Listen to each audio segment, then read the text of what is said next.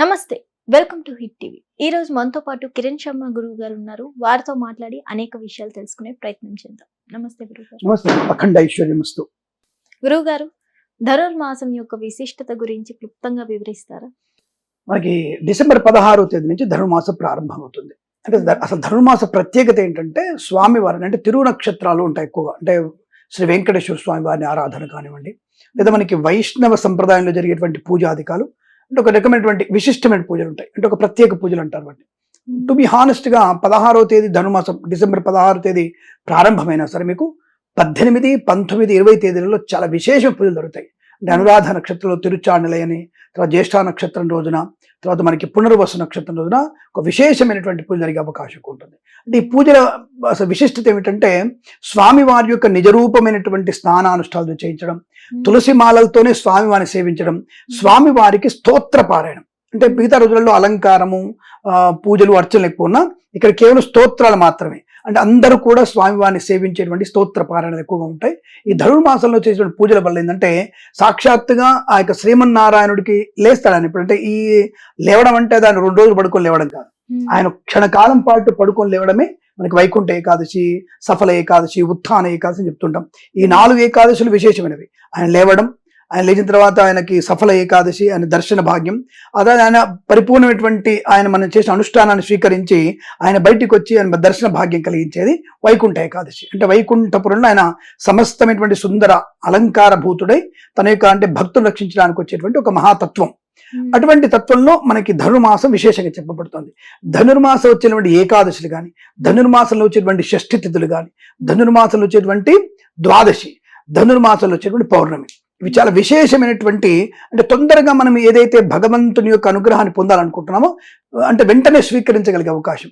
అలాగే స్వామివారి నిజరూప దర్శనాలు జరిగించేవి. అంటే ఏ వైష్ణవ క్షేత్రం అయినా సరే, అంటే మనకి అన్ని రకాల వైష్ణవ క్షేత్రాల్లో తప్పకుండా స్వామివారి నిజరూప దర్శనం ఉంటుంది. ఇప్పుడు స్వామివారిని తులసి మాలలతోనే పూజిస్తారు.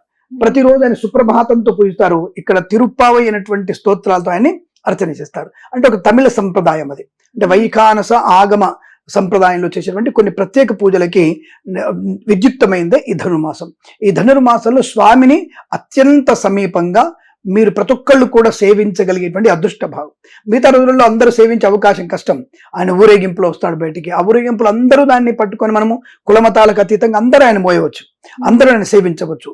ఆయన తీసుకొచ్చినటువంటి ప్రతి పదార్థం ధనుర్మాసంలో స్వామివారికి తప్పక నివేదిస్తారు.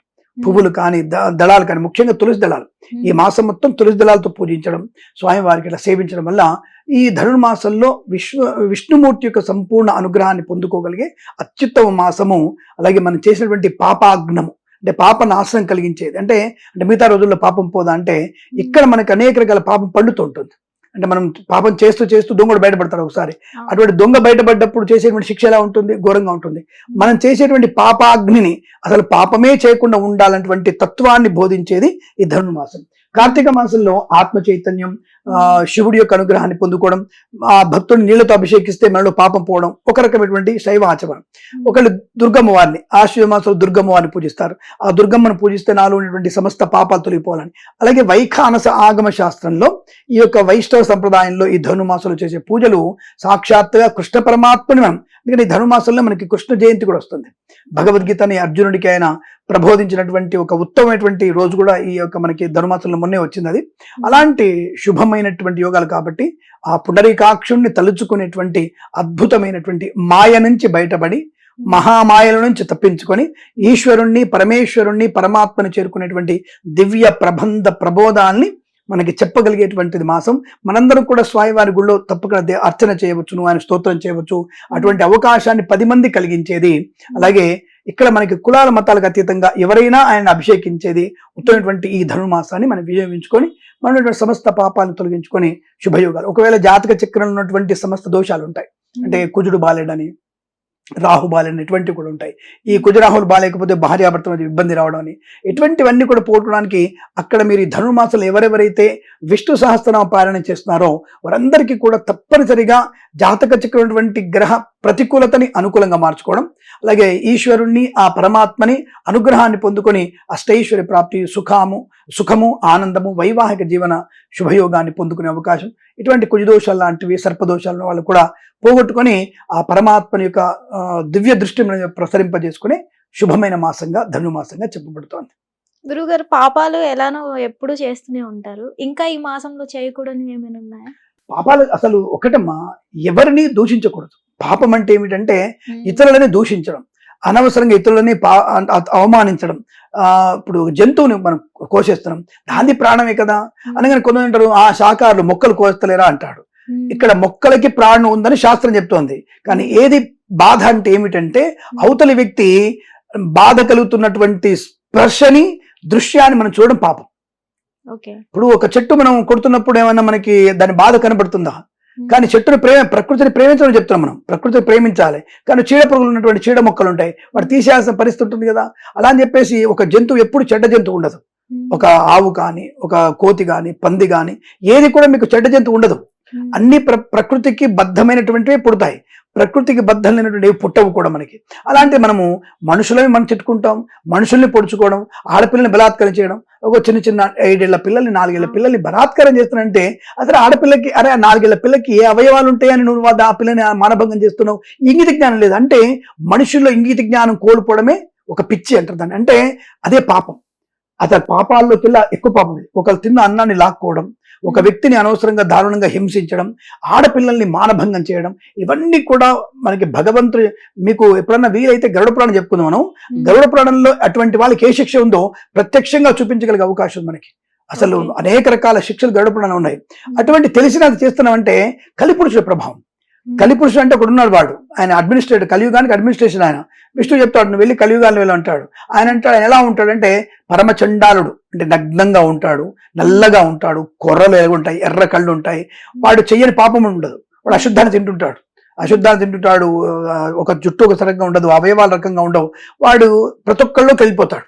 అంటే కనబడుకుని వెళ్ళిపోయి వాళ్ళతో పాపాన్ని పైకి లేపుతా ఉంటాడు. నువ్వు పాపం చేయి, ఓ చెల్లి వరుస లేదు, వదిన వరుస లేదు, ఏ వరుస లేవు, వాయు వరుస లేకుండా వాళ్ళు అనుభవించు, వాళ్ళ అన్నం లాగేసుకో, వాళ్ళని పొడి చేసి, వాళ్ళ మానభంగం చేసి, ఇలా అనేక రకాల పాపాలను, దొంగతనం చేయి, వ్యాపారంలో మోసం చేయి, దాంట్లో రైతుల్ని మోసం చేయి, చిప్పులు పెట్టి తూకం తక్కువ చేయి, ఇలా మోసం చేయమని చెప్పేటువంటి వ్యక్తులు వాడు లోపల నుంచి పైకి వచ్చేస్తాడు. అలా పైకి వచ్చి మనం చేసి పాపం చేయిస్తుంటాడు. మన ఆయన అంటారు, కలిపురుషుడు ఇట్లా మనం చేస్తున్నప్పుడు, ఇప్పుడు మీరు ధనుర్మాసం మారుతున్నారు కదా, ఇటువంటి మాసాలు మనం స్మరణ చేస్తే కలిపురుషుడు పారిపోతుంటాడు. ఆయన పారిపోయి మళ్ళీ విష్ణు దగ్గరికి వెళ్తాడు, నాకు డ్యూటీ చెప్పావు అందరిని చెడగొట్టమని. ఇప్పుడు మళ్ళీ నన్ను వాళ్ళు అడ్డుకుంటున్నారు, ఎందుకనంటే ఏమైందిరా అని అడుగుతాడు. లేదు, వాళ్ళని దగ్గర పోగానే వాళ్ళు నీ పేరు స్మరణ చేస్తున్నారు, శివనామ స్మరణ చేస్తున్నారు, అమ్మవారిని తలుచుకుంటున్నారు, వాళ్ళని చెడగొట్టలేను, వాళ్ళని పాపాల్లోకి నెట్టేయలేను. మరి మీరు అంటారు, ఇప్పుడు సార్ దేవుడు ఎందుకు పాపాలు చేయిస్తున్నాడు వాళ్ళతోని అంటే, ఒక 10th క్లాస్ పరీక్షలో 40 మంది విద్యార్థులు ఉంటారు. అందరికీ ఒక రకమైన పరీక్ష పెడతాడుగా. ఆ పరీక్షలు ఎవరు పాస్ అవుతున్నారు? సరైనటువంటి సమాధానం రాసిన వారు పాస్ అవుతున్నారు. సరే, కొంతమంది వక్ర మార్గంలో కాపీ కొట్టి పాస్ అయ్యాడు, పక్కన పెడదాం, వాడి పాపం వాడి తర్వాత దొరుకుతాడు వాడు. ఇలా పాస్ అయిన వాళ్ళకి ఉన్నత తరగతి అంటే ఇంటర్మీడియట్, డిగ్రీ అలా వెళ్తున్నారుగా. ఫెయిల్ అయిన వాడు అక్కడే ఉంటూ వాడికి అవస్థల్ని పొందుకుంటున్నాడు. ఎదిగిన వాడిని చూసి ఏడుస్తున్నాడు, అయ్యో నేను చదువుకుంటే బాగుండేదని చెప్పేసి. అప్పటికే జీవితం యొక్క టైం దాటిపోయింది. మనం చదువుకుందామన్నా లేదు, నీకు ఏజ్కి ఉద్యోగం వచ్చే అవకాశం లేదు. ఇలాంటివి మనం ఏ సమయంలో ఏది మంచి పని చేస్తే ఎదుగుదల ఉంటుందో అది చేయడానికి భగవంతుడు మనకు పరీక్ష పెడతాడు. మంచితనము, దయాగుణము, దానగుణము, ధ్యానము, నిరంతర భగవన్నాస్మరణ, పెద్దల్ని పూజించు, చదువుకో, బుద్ధిగా ఉండు, ఇతరుల నుంచి వ్యామోహం పొందకు, ఇతరుల వ్యాపారాన్ని లాగేసుకోకు అనేది మంచి ప్రశ్నలు. ఈ ప్రశ్నలకి మన సమాధానం మంచిగా రాసి మనం నడవడికనే సమాధానాలు, మనం చేసే నడవడిక సమాధానాలు. అటువంటి నడవడికలు బాగా ఉంటే భగవంతుడు మనకి నెగిటివ్ ఎందుకు ఇస్తాడు? కలిపి దగ్గర ఎందుకు వస్తాడు? అది ఈజ్ ఎ గుడ్ పొజిషన్, వాడికి మళ్ళీ హై లెవెల్ ఇస్తాడు. అంటే హై లెవెల్ అంటే ఏమిటి? మోక్షాన్ని ఇస్తాడు, అంటే పునర్జన్మ లేకుండా చేస్తాడు. అటువంటి పునర్జన్మ రాహిత్యానికి నాకు ఎప్పుడు కూడా ఇటువంటి సద్బుద్ధి కలగడానికి ఒక పీరియడ్ కావాలి. అంటే ఎగ్జామ్ టైం లాగా. రోజు చదువుతున్నాం కదా మనం, ఎగ్జామ్ ఎందుకు కంటిన్యూగా 2nd ఇయర్ పంపించచ్చు కదా, అంటే ఎగ్జామ్ పెడతాడు. అలాగే రోజు సంవత్సరం పాటు పనులు చేస్తున్నప్పుడు ఒకసారి ధనుర్మాసంలో కూర్చొని ధ్యానం చేసుకుంటే నీలో నువ్వు పరిశుద్ధం అవుతావు. అంటే రియలైజేషన్, సెల్ఫ్ రియలైజ్ పొందడానికి ఒక టైం. అది కార్తీక మాసం, ఆశ్వజ మాసం, అలాగే ధనుర్మాసం. ఇలాంటి మాసాల్లో మనం చేసేటువంటి 10 రోజుల ధ్యానం వల్ల పరిపూర్ణటువంటి నీ బాడీలో మంచి బుద్ధి లక్షణం, శుభ లక్షణాలు పొందుకొని తప్పకుండా భగవంతుని చేరుకునేటువంటి దానికోసమే ఈ పరీక్షలు పెడతాడు. ఆయన చేసే నాటకాల్లో మనం పాస్ అవ్వాలి. ఆయన పరీక్ష పెడుతున్నాడు, ఎగ్జామ్లో పాస్ అయితే నీకు ప్రమోషన్ ఉంటుంది. అటువంటి ప్రమోషన్ పొందుకునే ప్రయత్నం చేస్తే అనుకుంటుంది. అటువంటి మాసాల్లో కూడా మార్గశీర్షాలం ఉత్తమ మాసం. పరమాత్ముడు చెప్తున్నాడు, మాసాలలో మార్గశీర్షం నాకు ఇష్టమైందని. ఆయనకి ఇష్టమైన మాసం కాబట్టి ఆయన దగ్గర కూర్చొని కాసేపు ఆయన గురించి మనం గొప్పగా చెప్తే ఆయనకి ఈజీ ప్రశ్న అడుగుతాడు మనల్ని. మన జీవితంలో క్వశ్చన్స్ కి ఈజీ క్వశ్చన్స్ అడిగి మనం పాస్ అవడానికి అనుకూలంగా ఉంటుందన్న భావంతో ధనుర్మాస పూజలు చేసుకోవాలి, ధనుర్మాస వ్రతాలు చేయాలి, నక్తము చేయాలి, ఏకాదశి నక్తం ఉండాలి. అటువంటి వాటి వల్ల మనకు శుభం ఉంటుంది. ద్వాదశి మత కులాలకు అతీతంగా మన దాన ధర్మాలు చేయాలి. అప్పుడే మనకి మనిషిగా మన మనుగడ ఉంటుంది. పుట్టిన తర్వాత కులం వచ్చింది తప్ప మతం వచ్చింది తప్ప పుట్టక ముందు లేదుగా మనకి. దాన్ని గమనించుకునే ప్రయత్నం ఆయన చెప్తాడు. ఒరే నువ్వే తగ్గించుకుంటున్నావు, నువ్వునే పెంచుకుంటున్నావు, నాకు అందరు సమానం చెప్తాడు ఆయన. నాకు అందరు సమానమే కాబట్టి నువ్వు జాగ్రత్త లేకపోతే శిక్షిస్తాడు, జాగ్రత్తగా ఉంటే ప్రమోట్ చేస్తాడు. That is the different of కార్తీక ధనుర్మాసాలన్నీ కూడా వాళ్ళ విధంగా చెప్పబడ్డాయి. ఇటువంటి మార్గశిర మాసంలో వచ్చేటువంటి ధనుస్ సంక్రమణం, ధనుస్సు రాశిలోకి రవి రావడమే ధనుర్మాసం. ఆ మాసంలో చేసేటువంటి పూజలు మనం ఈ శ్రీ మహావిష్ణువును పూజించేటువంటి ప్రక్రియలో ఆయన ఎంత పూజిస్తే మనకి అంత శుభయోగం కలదని చెప్పబడింది. అది మనం వివరించే ప్రయత్నం చేశాం క్లుప్తంగా. ధన్యవాదాలు. శుభమస్తు. హిట్ టీవీ యాప్ ఇందులో short news, live news, entertainment shows, movies, digital magazines తో పాటు మీ జిల్లా వార్తలను కూడా ఫ్రీగా చూడొచ్చు. ఇంకెందుకు ఆలస్యం, వెంటనే హిట్ టీవీ యాప్ ని డౌన్లోడ్ చేసుకుని ఫ్రీగా ఎంటర్టైన్మెంట్ పొందండి. Hit TV app. Hit TV app. Please download Hit TV app. Hit TV యాప్ని ఫ్రీగా డౌన్లోడ్ చేసుకొని ఎంజాయ్ చేయండి. మీకు నచ్చిన ఎంటర్టైన్మెంట్ కోసం హిట్ టీవీ యాప్ ని ఫ్రీగా డౌన్లోడ్ చేసుకుని ఎంజాయ్ చేయండి. హిట్ టీవీ యాప్ని డౌన్లోడ్ చేసుకుని ఆస్వాదించండి, ఆశీర్వదించండి. ఇంతమంది సెలబ్రిటీలు హిట్ టీవీ యాప్ ని డౌన్లోడ్ చేసుకోండి అని చెప్తున్నారంటే ఎంత మంచి యాప్ ఆలోచించండి. అమెరికా అమెరికాలో చదవాలనుకునే వాళ్ళకి విశ్వసనీయమైన పేరు మన శౌర్య కన్సల్టెన్సీ.